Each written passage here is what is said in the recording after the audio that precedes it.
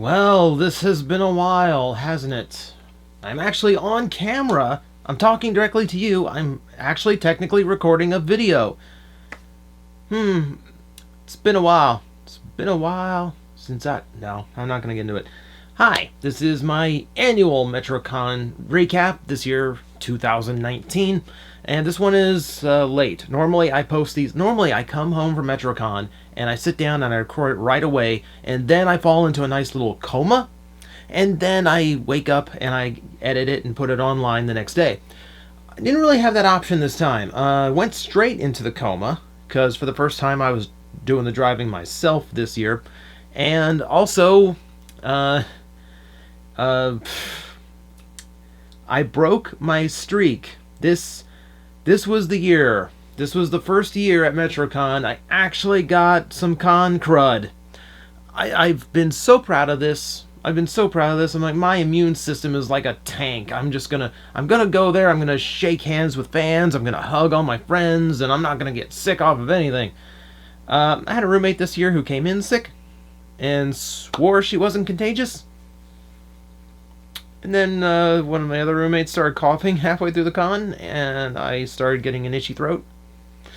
Yeah, so my throat was killing me when I got home, and by the time that was done, my sinuses were trying to drown me. And when that was done, my voice was screwed up.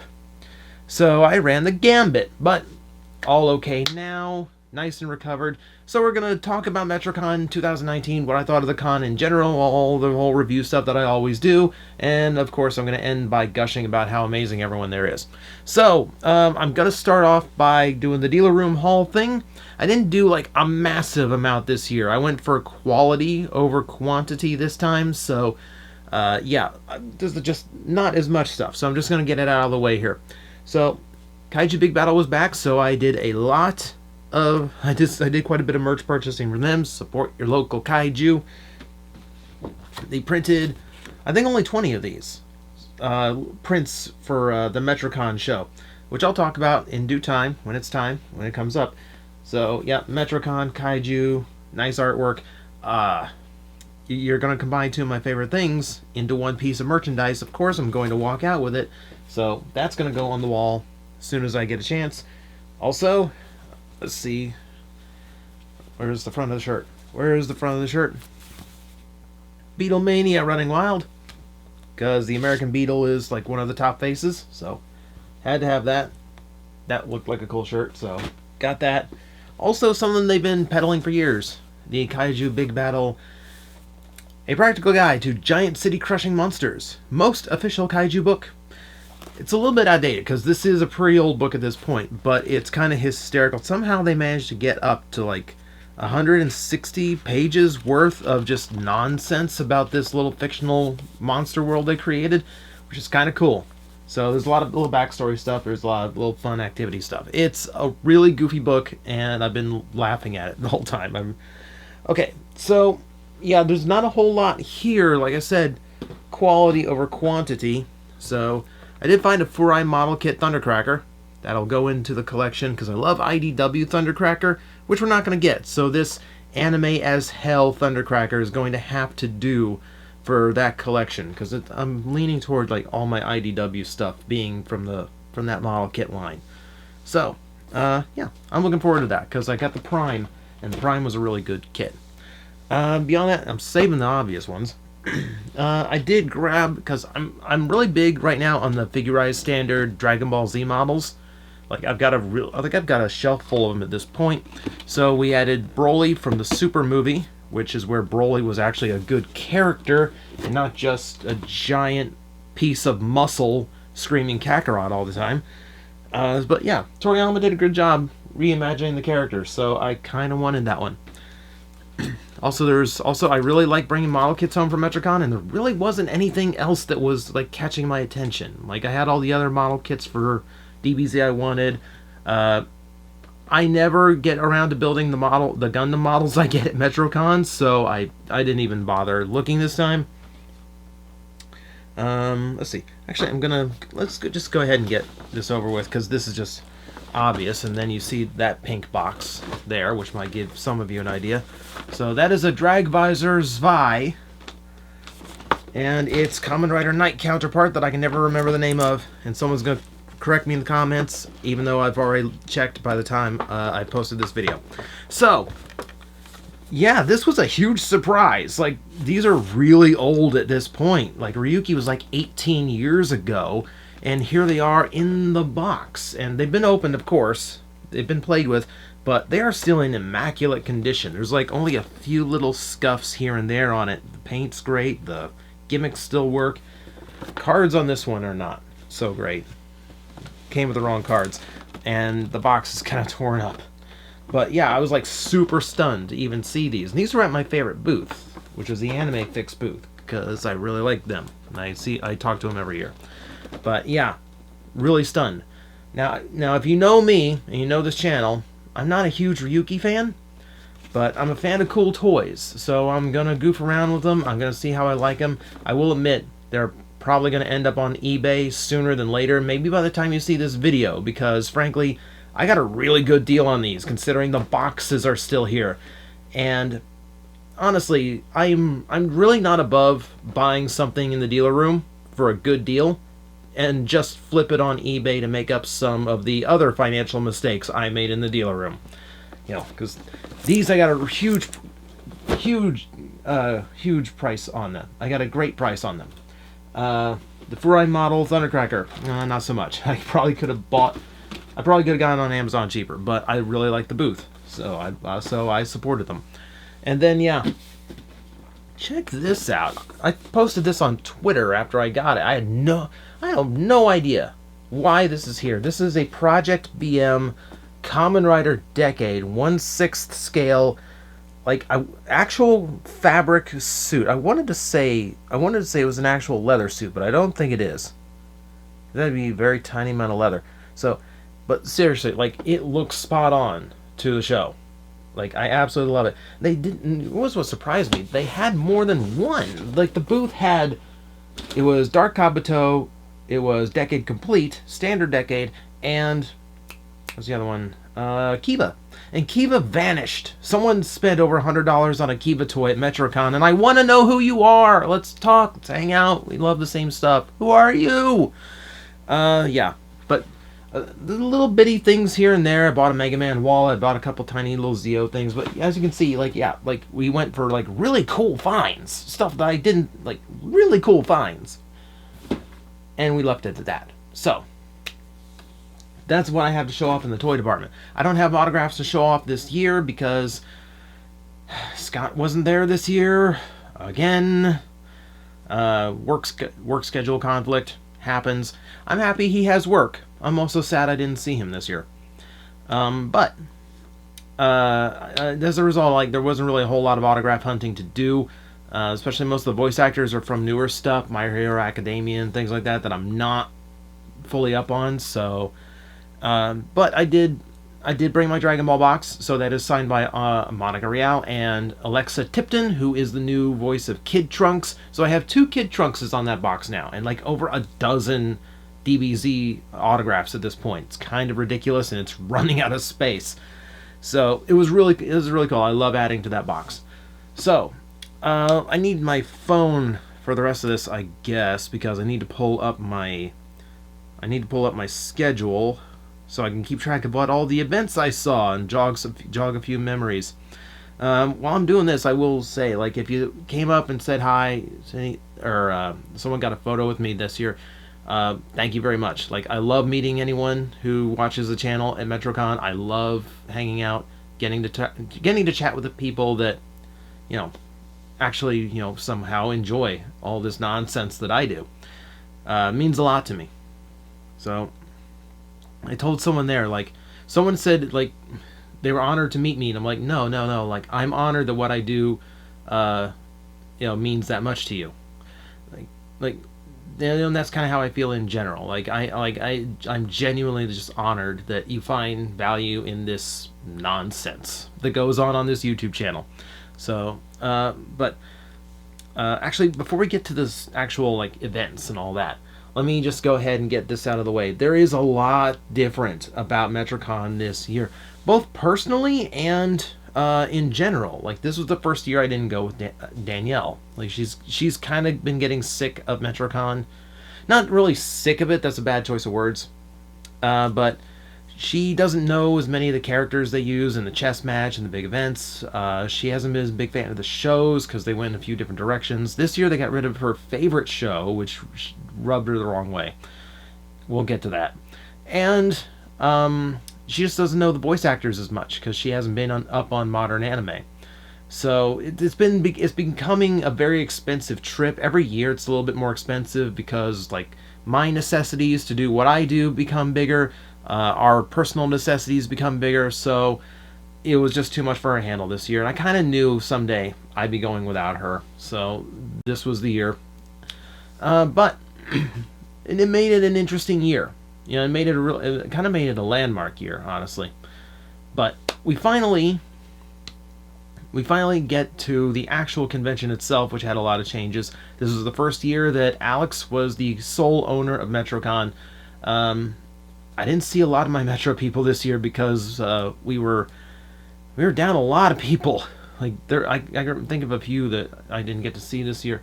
God, we had I was so worried. Like, one of the performers and one of the staff, Kalina, she was a performer in the chess match 2 years as Medusa from Soul Eater.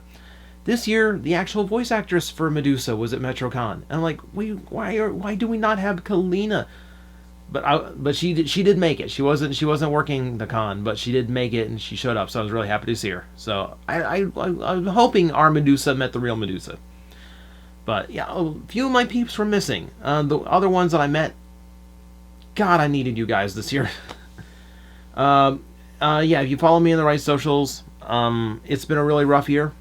There's been a lot of emotional trauma. There's been family trauma.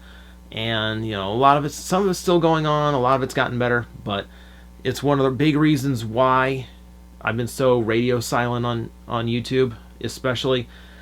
But, you know, that was what I needed. That was everything I needed. My family, my Metrocon family.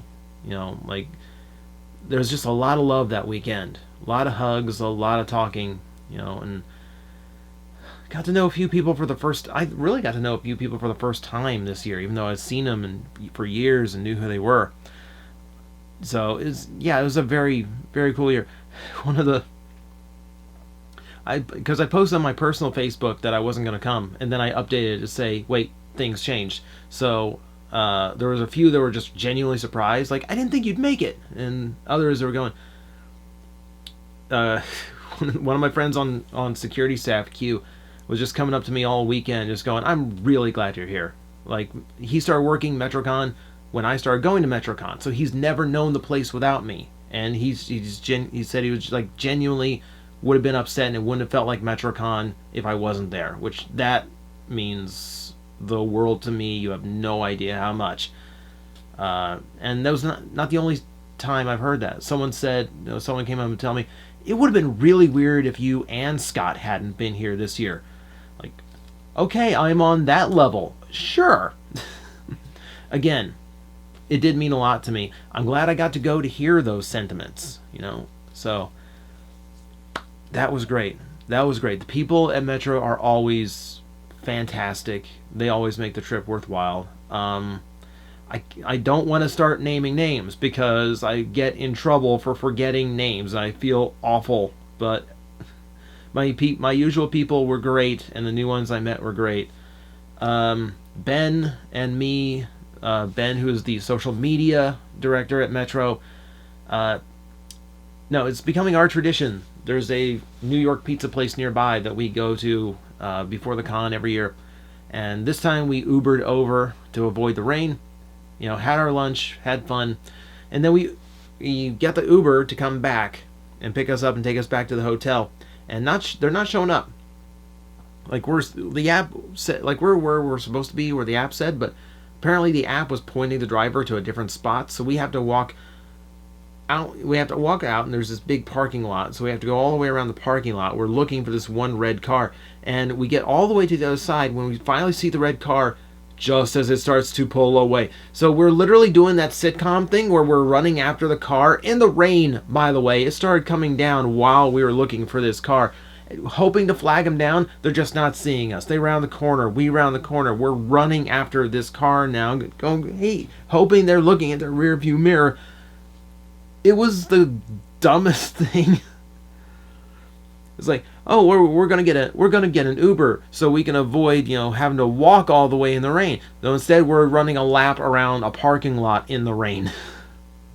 This is literally just like a really dumb movie setup, but it happened in real life. But you know what?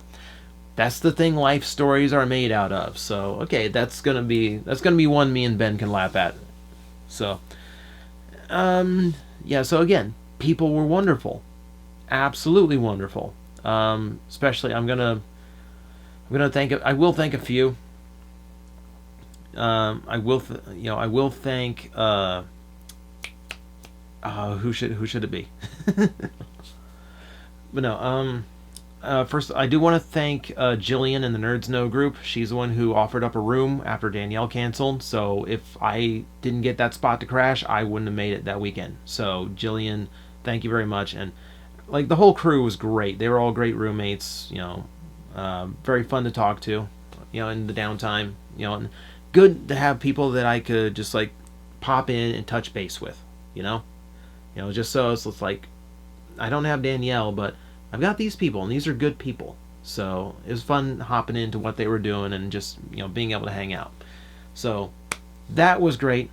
I'm gonna thank Natalie and the cosplay staff too for letting me hang out on Wednesday when I didn't have a room in the hotel yet, but I was also really bored and couldn't get to my friend's house to stay the night. Thank you, Joe, as well, by the way, also made the trip possible. But that was fun helping out with the cosplay crew. So I was tagging after them while they were hauling big bins across the convention hall, and Natalie tries to pick one up by the handle. She makes it about 2 feet before she lets go, and I'm like, I'm right here. Let me pull it along. So, no, it was funny to me, but they were great people too. Yeah, like I said, I don't want to get into too many, but there are just particular people that let me crash and let me hang out. So thank you to them. And I can't keep track of how many people wanted hugs or wanted to talk and were very supportive. Everyone from, everyone from liaison staff, security, right up to Alex himself. Alex himself was very supportive. So thank you to all you guys. Okay, I meant to save the gushing to the end. I just gushed. So now I have to go backwards and do what I meant to do, which was talk about the changes to the con and the actual review of the convention itself. That involves a lot of the changes this year that had nothing to do with Metrocon. Metro itself always tries to do everything it can to just make a good experience for its audience. So I genuinely appreciate their hard work there. But generally, when something makes things less palatable, it's because of the venue. Tampa Convention Center had a lot more security this year because, well, last year there were cons where people were showing up with guns, wanting to kill Jason David Frank for whatever reason. So now we had bag checks this year, and the bag checks were problematic. This is not a criticism of Metrocon. They had no choice in the matter. It was agree to this or not have a convention at all, so we're going to put up with it. I take issue with it because it was set up outside the convention hall, and I understand why. At the very far end, the farthest end, I stay at the embassy in Tampa when I go to Metrocon because there's a sky bridge going over the streets of Tampa straight to the second floor of the convention hall. No. Oh, that's going to be sloppy. I guess I'm not over the sinus thing quite a bit. Sorry about that. But you can see it on the layouts where it goes from the hotel straight to the second floor of the convention hall with a ton of doors lined up because a lot of people come in and out of a convention hall. All the doors were locked. You had to walk the entire length of the convention hall all the way down to the one section they had outside where they'd set up a bag check. And, okay, fine, I know you're being cautious, but this is set up so poorly, and there's very few people checking bags, so this is taking forever. And you're in July in Florida heat and humidity, and you have people who like went to the hotel to do their cosplay and do all their makeup and do all their body paint for their cosplay, and now you make them stand outside and sweat for 15 minutes because TCC only wanted to pay for 3 bag checkers at a time. That's not cool. That's that's a really unpleasant experience. They had another bag check down at the ground level. There's only 2 there, but barely anyone was using that because you actually had to cross. You had to actually cross the roads in order to get there, which is sometimes more problematic.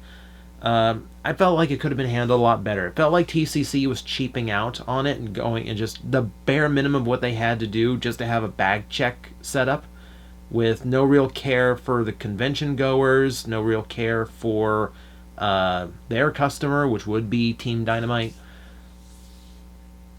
It just felt like it could have been implemented so much better. And the idea of like all those doors being locked meant when you left, you couldn't get back in. If you wanted back in, you had to go back all the way to one of those checkpoints. And there are some extremely inconvenient places, like going out to the Riverwalk for the fire show. That's at the back of the convention hall. Now I had to walk all the way around the convention hall and up the stairs just to get back to the bag check. It was really frustrating. Really frustrating.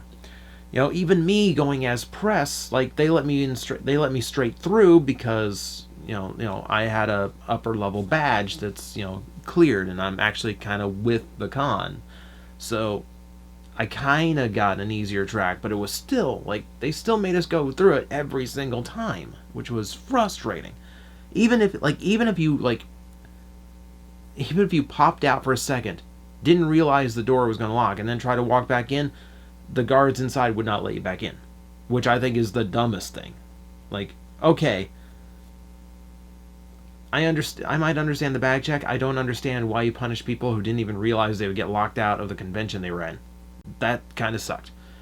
So I feel like, admittedly, it might be necessary. I understand why you'd want to take the precaution. Absolutely get that.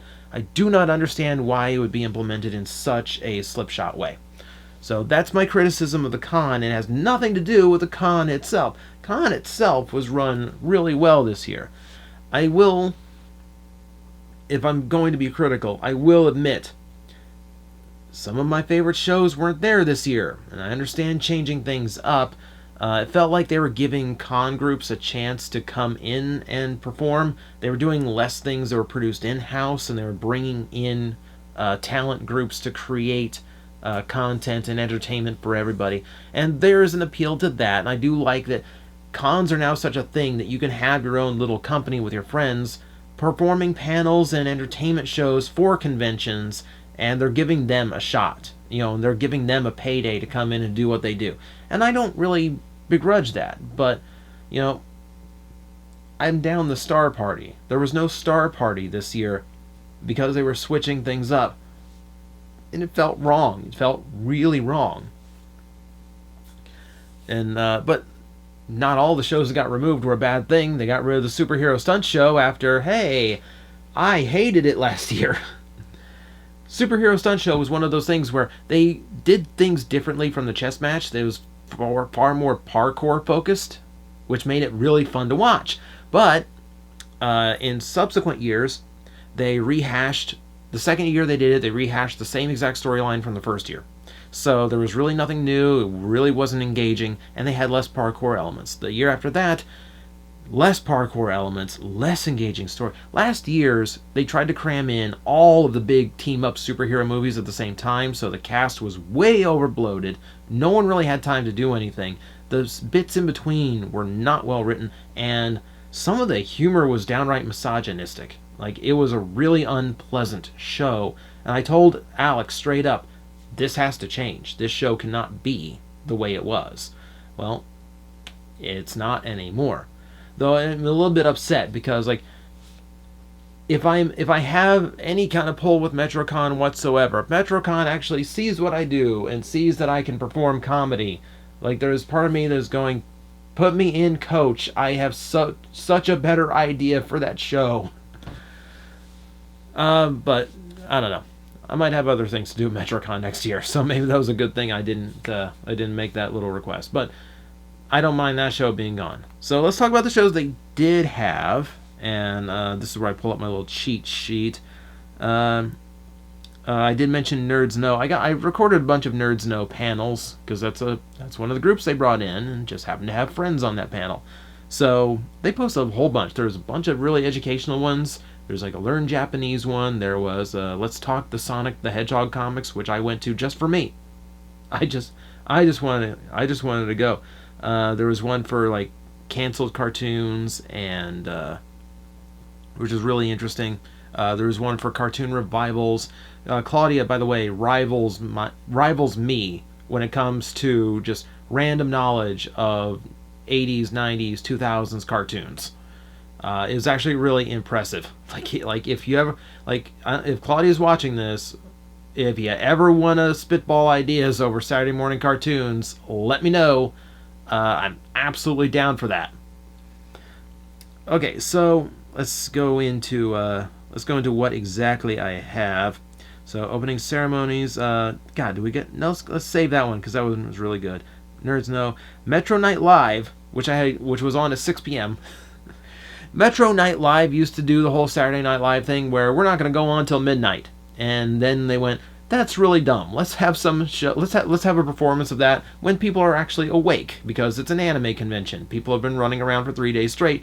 Let's not make them stay up till midnight. So that was a really funny show. Like it's always little spoofs of like SNL and like Mad TV type sketches with anime and video game twists, and they're usually pretty good twists. They had some really funny ones this year.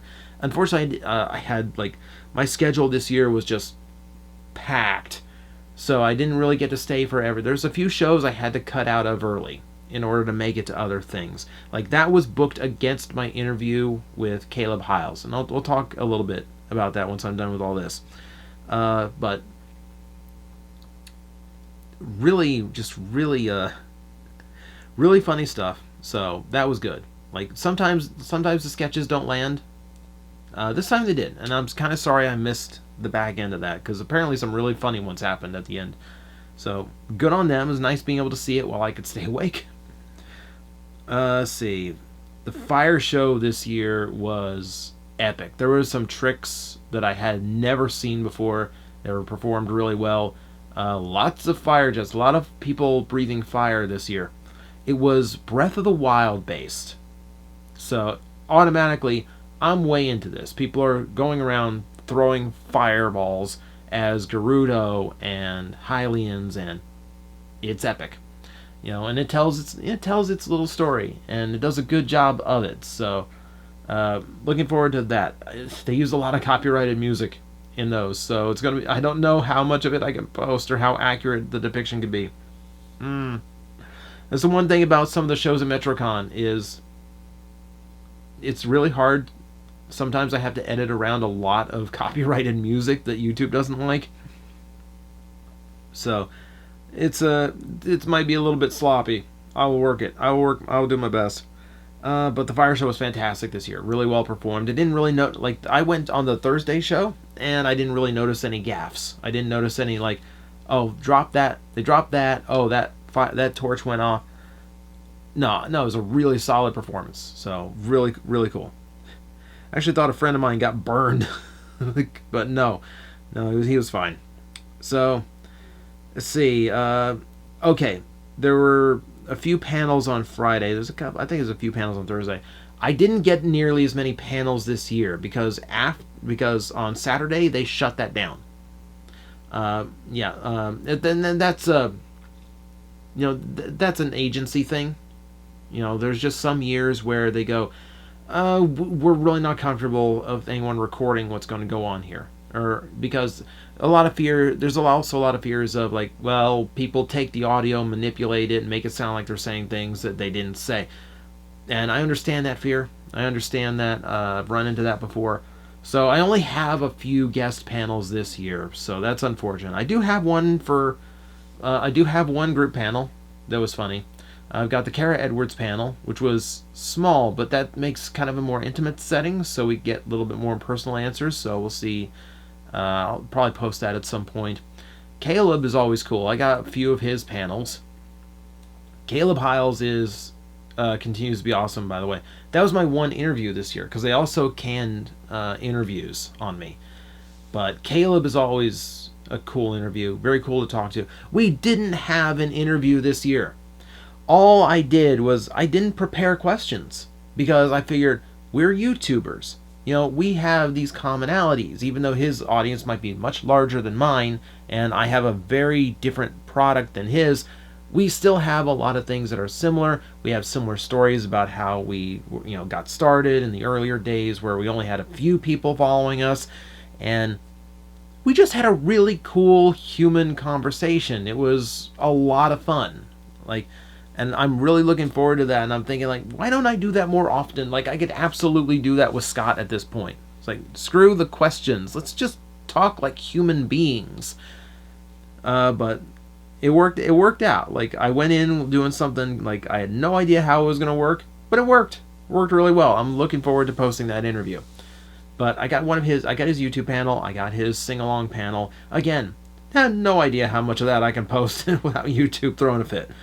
I will endeavor. I will try to make it accurate. So, let's see. Got the guest panel, which was My Hero Academia based, by the way. Got the Kara Edwards panel. May or may not post that depending on how it came out. I'll have to rewatch it. YouTube panel got. I went to the Masquerade. There's one thing about Danielle missing is I did do a few things. I did go to a few shows that she wasn't a fan of, so I didn't want to The Masquerade is like a 3-hour performance, because it goes from on-stage storytelling with all these different anime and video game characters and actual dancing around in the convention hall. It's going for an immersion experience. I did notice one thing. In the past, the Masquerade has been strictly formal gear, and you have to have a mask because it's a masquerade, right? So the idea was to create this little immersive experience where everyone was like they were at a ball, and everyone was dancing around together, and the performance you see on stage kind of went in with what you were doing out in the crowd and the dancing and all that. I noticed a lot of people there this year that weren't wearing masks, that weren't in formal clothes, and you know what? I get the whole concept of an immersion thing, but you're also forcing people to bring a whole set of really nice clothes that they otherwise wouldn't risk wearing at a convention. You are asking them to buy extra for a mask. The Masquerade, because it is such a large show, and because there so much more goes into it, there is a charge for getting into that separate from the other shows. It's the only show at Metrocon that does that. I believe you can actually just pay to go to the Masquerade without, I think.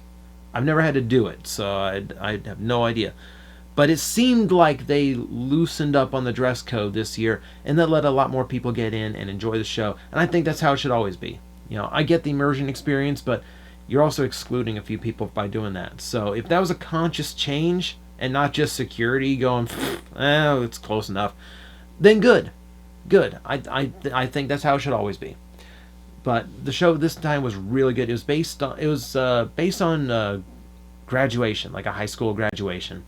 So you had a bunch of more or less sidekick characters getting to shine, and the whole theme of, we're the sidekicks. The story's never about us. This was a story about them, and the Masquerade always has some romance stories going on between characters you wouldn't expect, but it's super sweet, and you really root for these couples that aren't possible and no one would possibly ship because their genres are all over the place. It was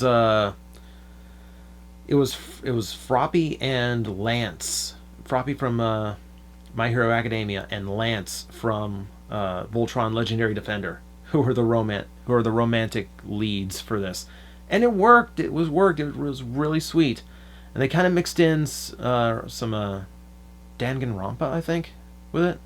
It's a game series I don't play. I've watched a friend play it, and I'm hoping I get that right. But it was a really cool experience. It was really fun to watch this year. So yeah, that one I'll definitely have highlights for. see, I'm going through. Nerds Know did a Japanese commercial panel, which was hysterical. Saturday morning cartoon panel, which was great. See, oh yes, the human chess match.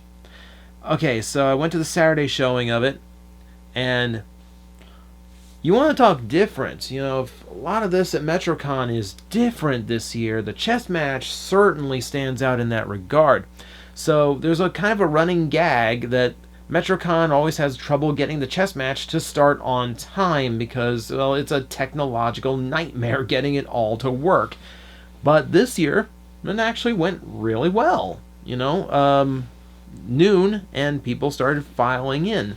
You know, they were starting up mostly on time. You know, instead of like, honestly, like I have been there for like a 30-minute delay of the chess match. This time, no such thing, and it went off really smoothly. Like that was really cool. Like the no technical glitches that I noticed, and the story they told. Like the chess match is typically an hour and a half. You know, it's one of the big shows at Metrocon because of that. But this year it only went an hour. Why? Because they cut out the chess part. For lack of better term, they cut out the chess. Because we will be honest, the human chess match aspect of it is really just a reason to see a whole bunch of dream matches between anime and video game and pop culture characters clashing together. You know, it's just kind of an excuse to do that. And it's a fine excuse for that. But it does mean that in past, a lot of time has been spent on actual chess moves and making it look like they are playing a competitive game of chess. This year they cut a lot of that. A lot of dialogue was going on, and a lot of story was being told while they were still calling moves, which abridged the whole thing down. And then they ditched a lot of the whole sequences. Like there used to be like 3-4 minute sequences where it's just calling chess moves because they're trying to play an actual game. No one really cares about the chess part of the game. All they care about is seeing their dream fights happening on stage. And the fights this year were actually a little bit shorter than they had been in the past, but a lot of them were a lot more intense. Like I told Amilcar, one of the performers, like, I've been filming your fights for years. I still can't keep up with you. I still cannot tell what you're going to do on that stage.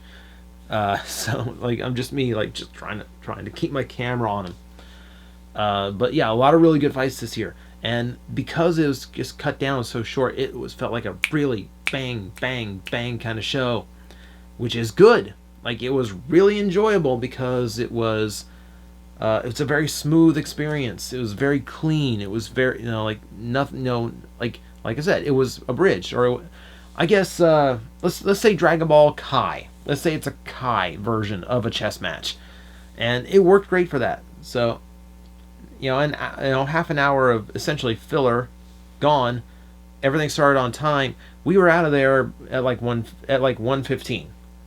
Like it was amazing. Cause like I'm so used to missing. I don't book anything in my schedule after the chess match because I'm so used to missing it. I'm so used to being out of there like half an hour after I planned to be out of there. This year, completely smooth. Honestly, I could have felt like it could have gone on longer because it is typically an hour and a half. And like that seems like, oh yeah, this is the event of Metrocon. That kind of makes sense. So maybe it can be a little bit longer. Maybe there could be a few more fights. I did feel like some characters were underutilized. Like Waluigi was in the chess match and all he really did was make snide comments from time to time. It would have been hysterical to see him in an actual fight. I don't care what he's fighting, it would have been hysterical. Especially because everyone is so up in arms. Like, why isn't he in Smash? Which kind of makes it funnier that he wasn't in the fight because even the Metrocon chess match wouldn't let him into the fight. So part of me actually wonders if that was totally intentional to leave him out. It would have been a hysterical running gag if the Black King, who was All for One from My Hero Academia, it would be hysterical if like he kept debating Waluigi, move. no, let's move you. It would have been hysterical if it just kept pointing to him and going, no, I want someone else to fight. Just to go with the whole Waluigi just keeps getting passed over kind of thing. But no, they didn't do that, so whatever. It was still a really good fight. Speaking, oh no, we're not talking about that yet, because the next thing on my list is the concert from Caleb Hyles. Again, Caleb is an awesome human being. He's very fun to talk to and hang out with. And this was an epic concert because Caleb is some kind of cover artist god. Yeah, really exciting, really, really good singing. Someone else joined him, and I'm not familiar with her work, and I feel terrible now because it was a last minute thing and I didn't even know she was coming at first. So, yeah. But someone else was there. Oh god, it's on the Metro page still. Go look it up. But Caleb did most of the singing. It was mostly his concert, and it was fun because he's a goofball on stage too. My shot was terrible. My shot is terrible because it's at this really awkward angle where I'm like following him, and it's just like sometimes I just see like the side of his head and his shoulder. And because of where I was sitting, the lights were just like shining off of them particularly harsh, so like they're turning different colors. Because it's stage lighting where all the different colors are up there, and by the time they beam down, they're creating the right effect. They're creating like natural light. And this didn't happen for this. It just got... No, Caleb is purple at one point, and not because he was out of breath. Yeah, so it's not the smoothest, but I do have permission to use the concert footage from Caleb, so I will post that at some point, regardless of how it looks, because it still sounds good, and that's what counts at a concert. So, that's that. God, there was a Critical Role panel there I missed. I'm so angry at that. What I didn't miss and what I refused to miss, I booked the hour before to be clear. I booked the hour after to be clear. They brought back Kaiju Big Battle. I don't know why I built that up like it's a surprise. I literally been there, done that, literally bought the freaking t-shirt. It was epic this year. Last year it was great, but they were kind of hurt because they had to split up their show into 2 1-hour shows in the afternoon when they usually perform in evenings, and they last year they had a very limited amount of costumes. They reused a bunch of characters day 1 and day 2, and the costumes themselves weren't like the big giant monster costumes that you would expect from Kaiju Big Battle. It was a little more just like guy in like close-fitting suit, guy wearing random monster parts. The Plantains were there. American Beetle were there. They are staples of classic Kaiju Big Battle. They were great to see. Silver Potato was there. He's always fun. But for the most part, besides that and like Dr. Cube, none of the big monster suits. This year they brought the big monster suits, and I was so happy. Unibozo was there, who's this big sea urchin monster. He's big, puffy, and spike covered. And the Gambling Bug was there. Gambling Bug was freaking awesome. Like, he was supposed to be just like a joke character, but the audience sympathized with him. They were cheering for him every time he showed up. He hung out afterwards for selfies with the crowd, and everyone wanted one. Everyone wanted a selfie with Gambling Bug. I wanted a selfie with Gambling Bug, and I'm terrible at taking selfies, and I still took one. Because dude was awesome. But yeah, lots of really good monster costumes. They had not one, but two parody Power Rangers there, including one of the original Kaiju Big Battle fighters, Power Rangeroo. She was awesome. It was like, oh my god, I'm seeing so many like of the kaijus I want to see. Burger Bear was there, he was literally a cheeseburger with the arms and legs of a bear. I love Kaiju Big Battle. Absolutely crazy. And they did like a title match that meant something. Like, that was really cool. The ending is really weird, and I don't know if it was a botch or not, but it was really cool, especially because it kind of loosely played in with the events of last year, because it was the same champion, kinda. It's weird. But it was awesome. It was absolutely awesome to see. Because it felt like I was at a show that meant something in the Kaiju Big Battle storyline. Dr. Cube was there. Dr. Cube is awesome as always. He was actually cutting a promo this year instead of just kind of wandering around the ring. I don't know why he sounded like Chris Latta Starscream this year, because he's typically not. Let's just put it that way. And I don't. But whatever. Cut a heel promo. It's great. They brought in some local talent. Blanco Loco from last year was back. He continued to be awesome. They brought in Hot Cop, who was just running down, very stereotypical, like cheap heel heat kind of bad guy. I'm going to say this right now, Hot Cop, whatever your real name be. Yeah.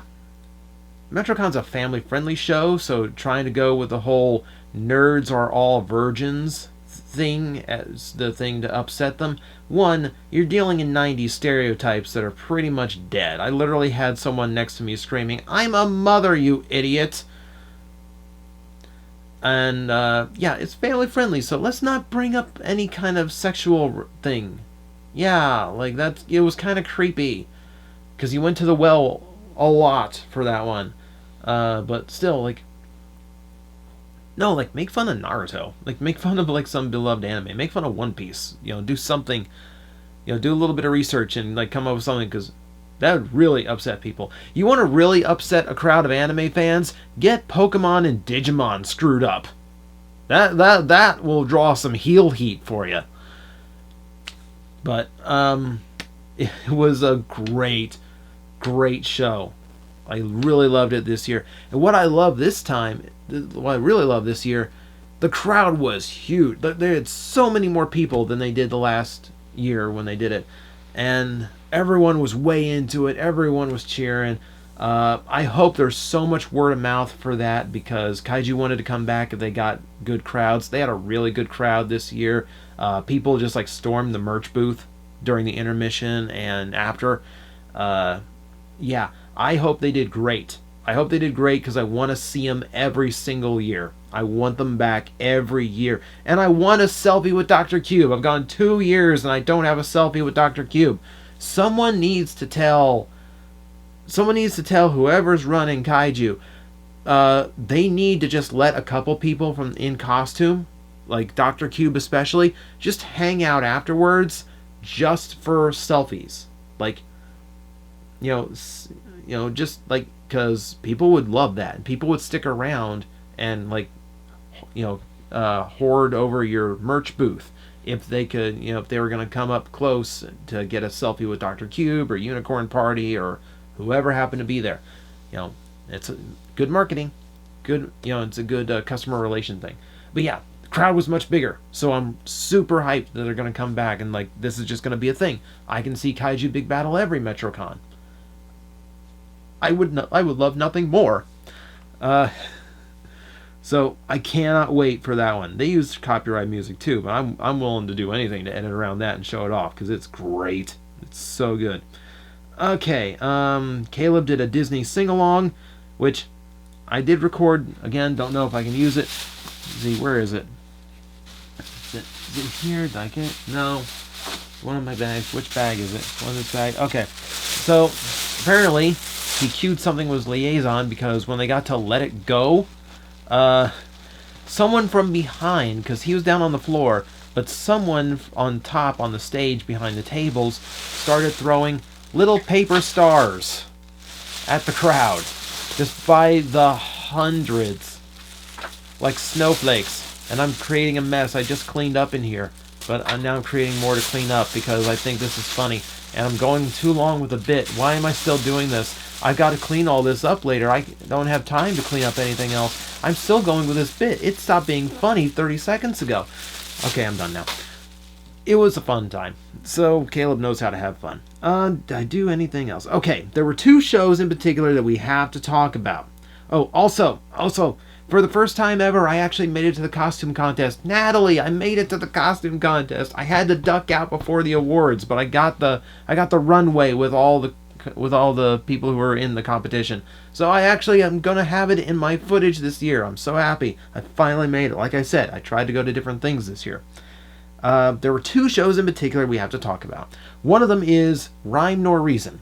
Rhyme Nor Reason is another one of those groups that was kind of brought in, and they were putting on a show very similar to the Star Party, because it was very comedy based. It was mixing video game and anime characters. Star Party was very Nintendo focused. This one kind of picked from everything. You know, Cardcaptor Sakura was in there. Undertale, there's Sans and Papyrus in it, who absolutely stole the show, by the way.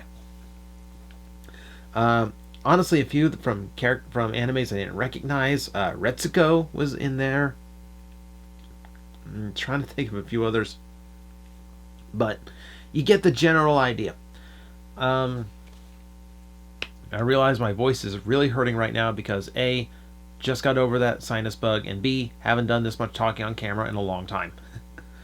But it was a really funny show. It was really genuinely entertaining. And they market it as a variety show. There was a dance segment. There was a fight scene. And that's all well and good. And, you know, sorry. It told a good story while I was at it. So, I feel really weird about No Star Party, but I'm happy that the show they put on as kind of a substitute was engaging. It was entertaining, so I will give it that. I wouldn't mind seeing them back.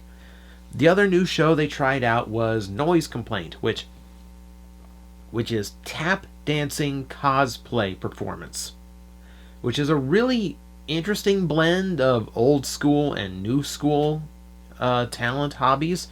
So that was interesting. But this one I'm going to be a little critical of, because this one I wasn't a fan of. This one I don't really need to see again. It's nothing against the performers themselves, I think, because the tap dancing was really impressive. Like, I'm not going to criticize that, because I understand. I have no idea what goes into tap dancing. I know there are different techniques and tricks. I'm not going to pick up on them. The layman is not going to pick up on them for the most part. For the most part, your average con goer, your average person just showing up at this event is not going to have any idea what is exactly so impressive about what's going on stage. One tap dance is going to look and sound like any other tap dance. Even though it's really impressive what they're doing, it's all just going to feel very samey. And it did. Like, every time they went to a dance segment, it kind of felt like the last dance segment. And for their storyline, they were kind of using the tap dance to cover traversal through the storyline and fight scenes. Not that they were actually, like, fighting or moving around during that. That was just just while they were dancing, that's when the fights and the moving from one area to the next was supposed to happen. And in between, you had the framing segments of this little loose storyline, which was kind of Kingdom Hearts based, which starts off with Alice and Moana. And Moana has I should know the name. Hey Hey, the chicken. Moana had Hey Hey the chicken. And for some reason, Alice kept saying it was the white rabbit she was chasing. No one understood what they were going for.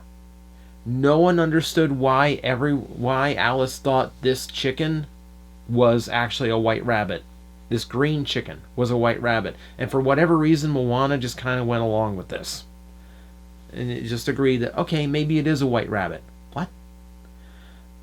It was confusing. It was really confusing. And then Donald Duck joined up as one of the actual performers and dancers for the storyline. And they started thinking, well, wait, maybe he's a white rabbit. Or maybe he's a chicken. And again, it made absolutely no sense. As far as I can tell, this is another one where I kind of ducked out halfway through.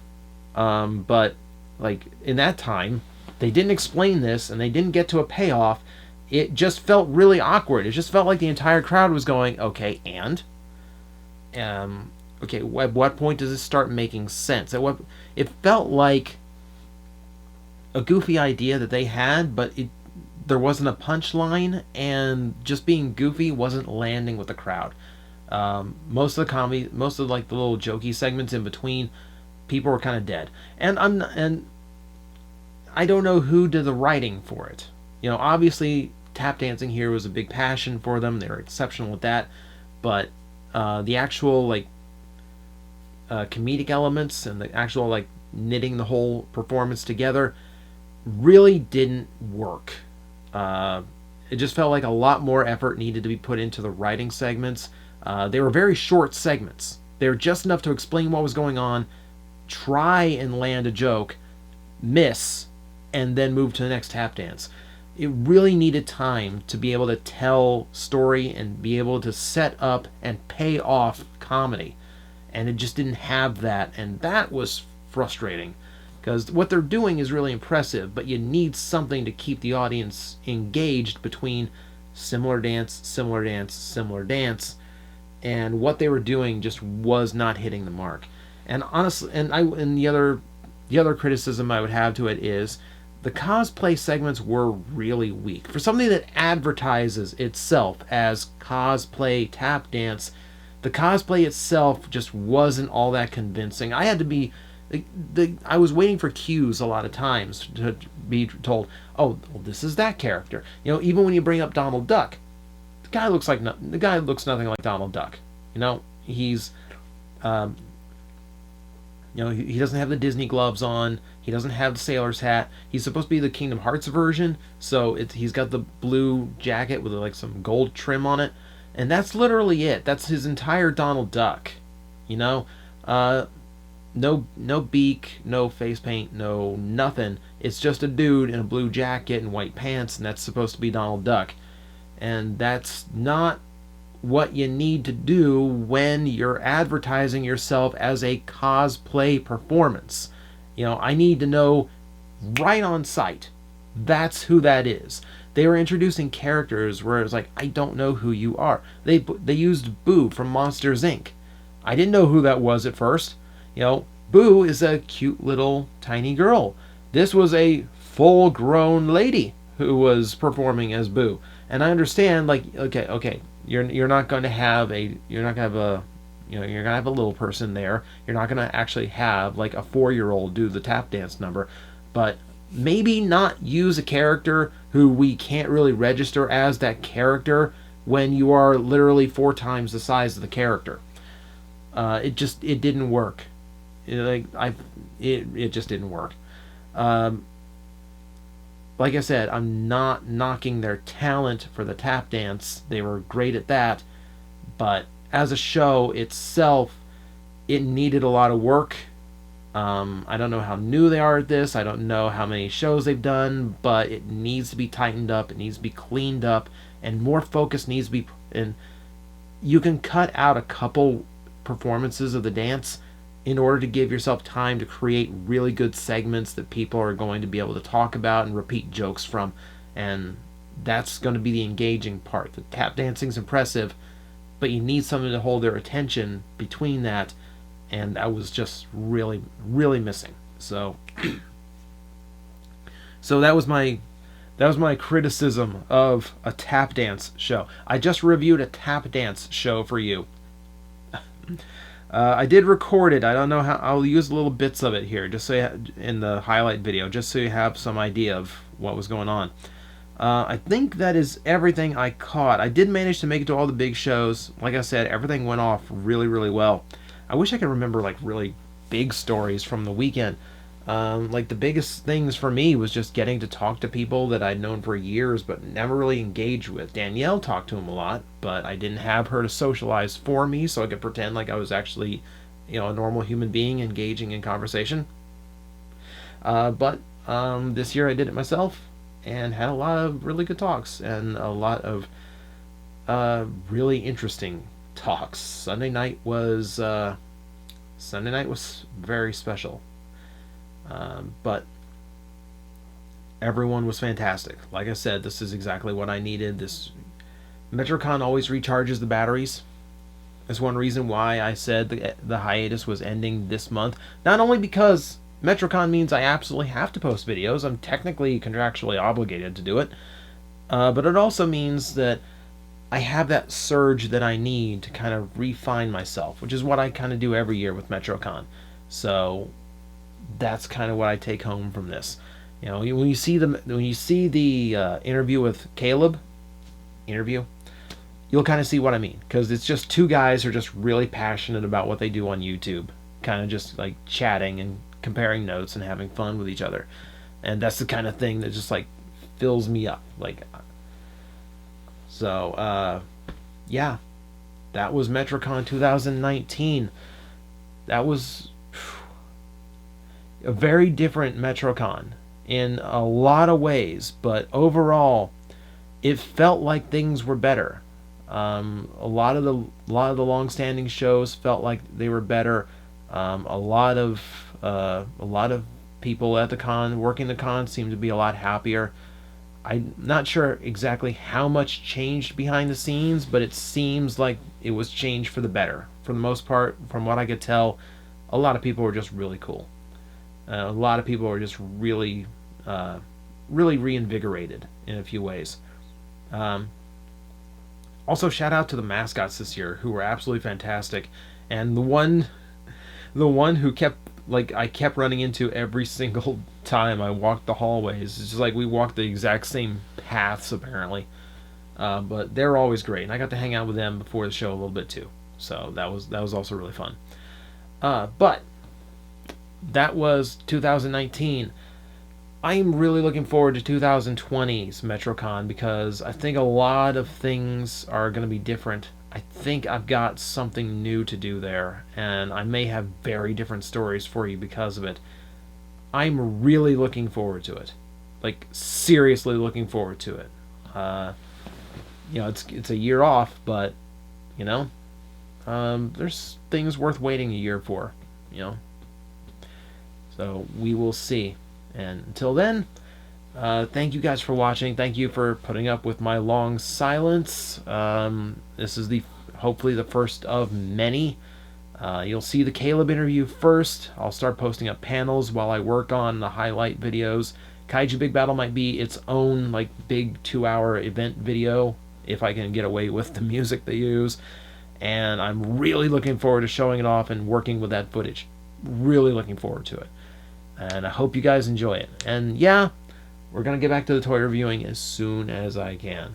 I promise you guys. So, with that said, thanks for watching. Thanks for putting up with me. And I'm going to go drink some very, very cold water right now. Maybe I couldn't put it off any longer, but my throat really wishes I put it off a little bit longer. So I'm going to go take care of that. And I'll see you later.